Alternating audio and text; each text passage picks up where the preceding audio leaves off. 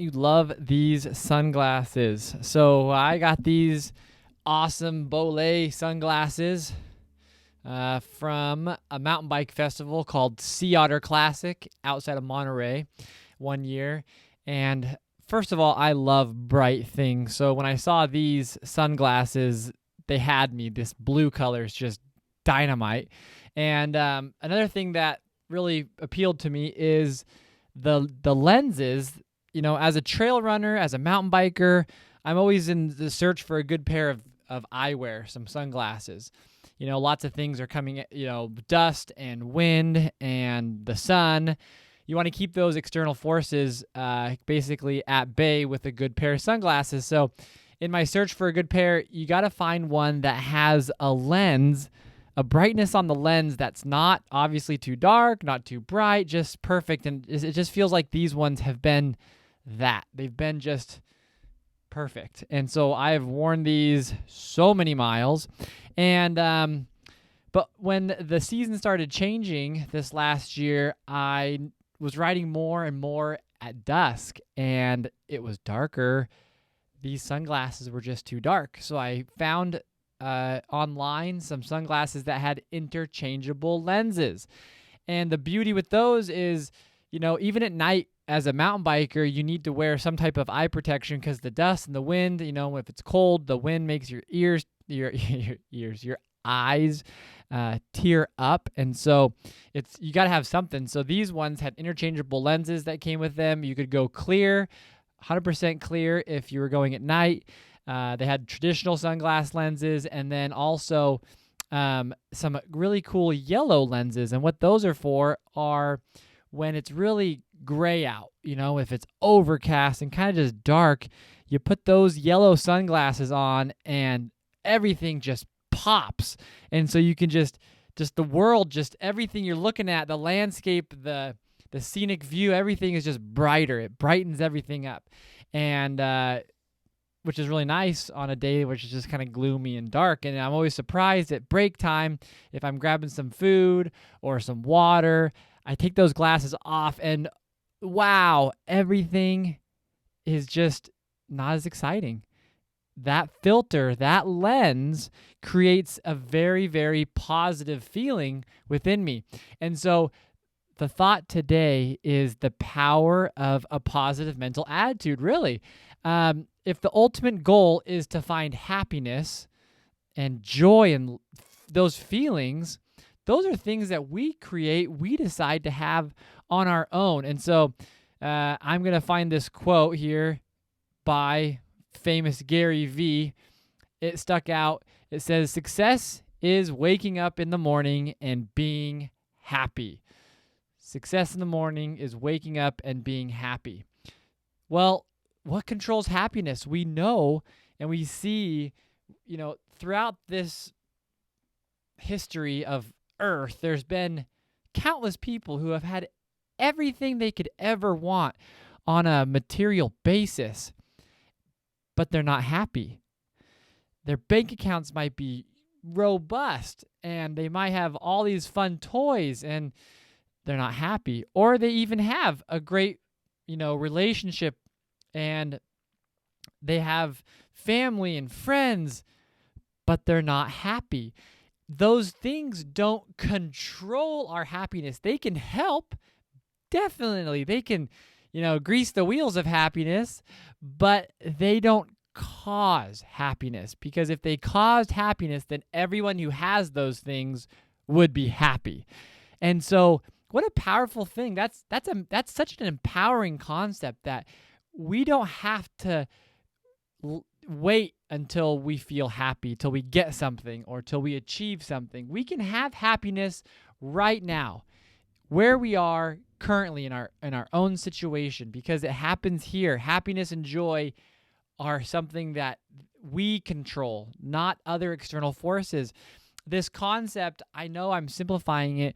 It sounds easy. It's not. This is very hard because in life we're kind of trained to view things skeptically, and we tell ourselves a story that we need to worry about something so that we can control its outcome.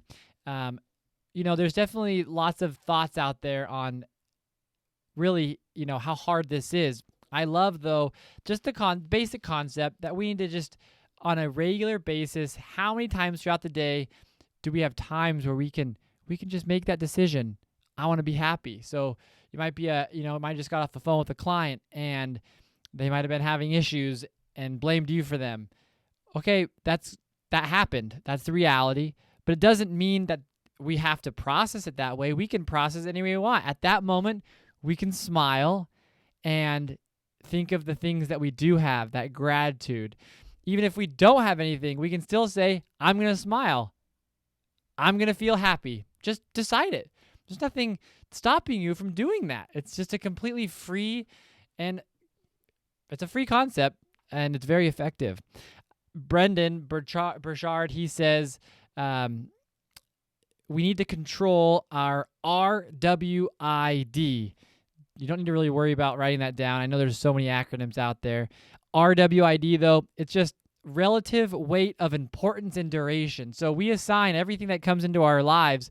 The concept explains that for any given thought we have in our minds, we assign it a level of importance, like we choose to pay attention to it or not, and then we also assign an emotion to it or not. So we can choose to let it make us mad or stressed out or not. And then we focus on it for a given amount of time, which is the duration piece. The more importance we give a thought and the longer we focus on it with importance, the more real it becomes in our minds and the more our unconscious repeats the thought to us.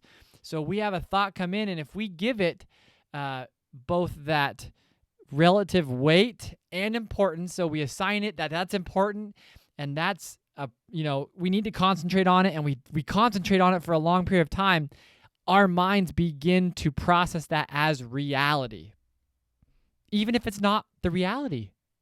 If we give it time and weight and importance, it becomes a reality in our minds. It might as well be a reality. It has the same effects on us as if it was a reality. And so we can take whatever external forces come our way, and we can assign the importance level and the weight and the duration. We call that kind of the dashboard of our mind. We can control what's on the dashboard of our mind, our consciousness. And I love that. He says, the good news is we can wield control of this process and choose to give empowering thoughts more importance and longer durations of contemplation. So that's the exercise.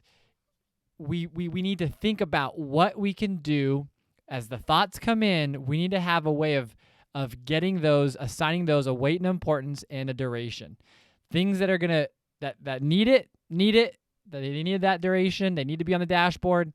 There's so many thoughts that either we create ourselves or people, have tried to give us that are gonna bring us down.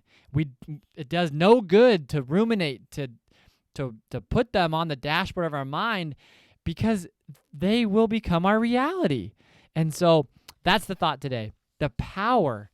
We should feel empowered by this concept of positive mental attitude, this positive thinking, positive psychology, and understand that we ultimately get to choose the lens of how we view, how we interpret, how we change external circumstances, how we feel about them. That's on us, okay? If we feel happy or sad, that's on us. Other things they do influence, but the ultimate decision is on us. So if you're not feeling good, if you don't feel positive, if you feel sad, realize that there is some things that you can do. It's really just a flip of the switch, and you can wake up happy. It's not rocket science. It is very hard. We live in a negative world. We live in a world where there's a lot of stress and pressures, and so we have to be very aware of where our mind is at, and just, little by little, every day we should have lots of check-ins. During our transitions, we should have these check-ins where we are wondering and asking ourselves, what's on my dashboard in my mind? Should it be there? If not, move it off. If it should, great. We have minds. I love my minds. So hopefully that's helpful. And until next time, I'd love to hear your thoughts.